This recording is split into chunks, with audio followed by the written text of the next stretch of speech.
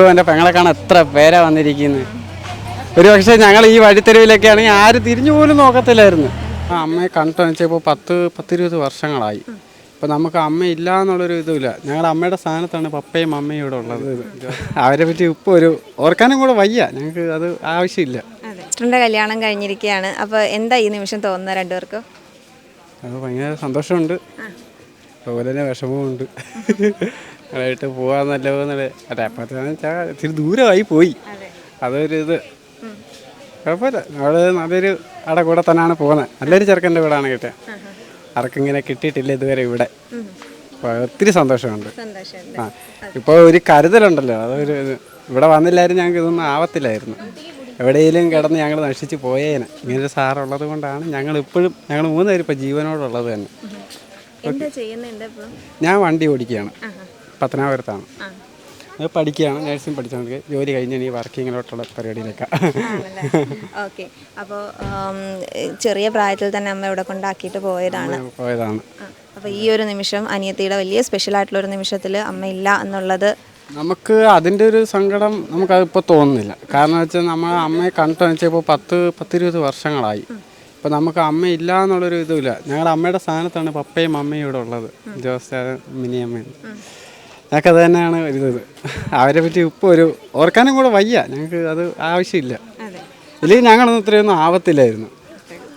അപ്പോൾ ആദ്യമൊക്കെ ഇവിടെ വന്ന സമയത്ത് എല്ലാവരുമായിട്ടും അടുക്കാനും അതുപോലെ തന്നെ പെട്ടെന്ന് ഈ ഒരു ജീവിതവുമായിട്ട് പൊരുത്തപ്പെട്ടു പോകാനായിട്ട് എങ്ങനെയാണ്? ഇച്ചിരി പാടായിരുന്നു.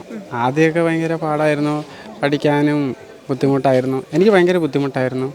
പിന്നെ സാറുണ്ടായിരുന്നു കൂടെ. ഞങ്ങൾ പേടിക്കേണ്ട, സമാധാനിപ്പിക്കാനായിട്ട്, ആശ്വസിപ്പിക്കാനായിട്ട് സാറുണ്ടായിരുന്നു. അപ്പോൾ ആദ്യമൊക്കെ ഒരു പേടിയുണ്ടായിരുന്നു. ഞങ്ങൾ വന്നത് തന്നെ തമിഴ്നാട്ടിൽ നിന്നായിരുന്നു വന്നത്. ഞങ്ങളെ കരുനാപ്പള്ളിയിൽ നിന്നാണ് സാറ് കൊണ്ടുവന്നു. പിന്നെ ഇവിടെ വന്നിട്ട് ഇച്ചിരി പൊരുത്തപ്പെട്ടുവാനൊക്കെ ഒത്തിരി 3-4 മാസത്തേക്ക് ഭയങ്കര പാടായിരുന്നു. പിന്നെ ആൾക്കാരും കുട്ടികളെല്ലാം ഉള്ളതുകൊണ്ട് ഞങ്ങൾക്കൊരു കുഴപ്പമില്ലായിരുന്നു. പിന്നെ പഠിച്ചങ്ങ് പോവുമായിരുന്നു. വിവാഹമൊക്കെ കഴിഞ്ഞല്ലേ? നമ്മുടെ വിവാഹം കഴിഞ്ഞ് എനിക്ക് 2 മക്കളുണ്ട്. 2 പേരോളം ഇപ്പോൾ ഉണ്ട്. ഓക്കെ.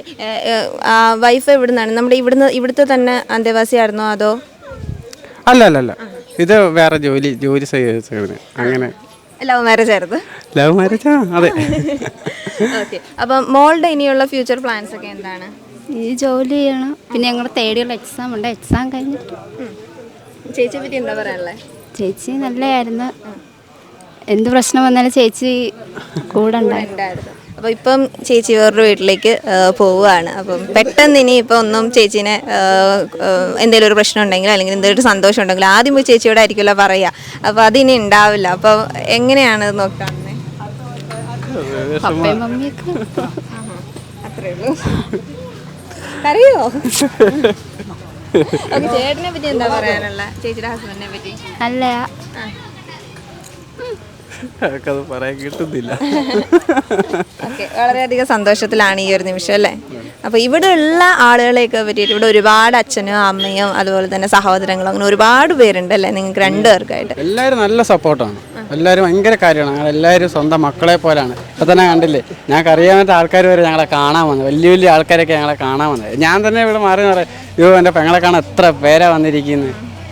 ഒരു പക്ഷേ ഞങ്ങൾ ഈ വഴിത്തെരുവിലൊക്കെ ആണെങ്കിൽ ആരും തിരിഞ്ഞു പോലും നോക്കത്തില്ലായിരുന്നു. സന്തോഷമാണ്, അത്രയേ ഉള്ളൂ. അപ്പം ഇനി അങ്ങോട്ട് സന്തോഷമായിട്ട് തന്നെ മുന്നോട്ട് പോകും. തീർച്ചയായിട്ടും. Okay, thank you. ഓക്കെ. വിഷമമുണ്ട്, എന്നാൽ അതിലുപരി പിന്നെ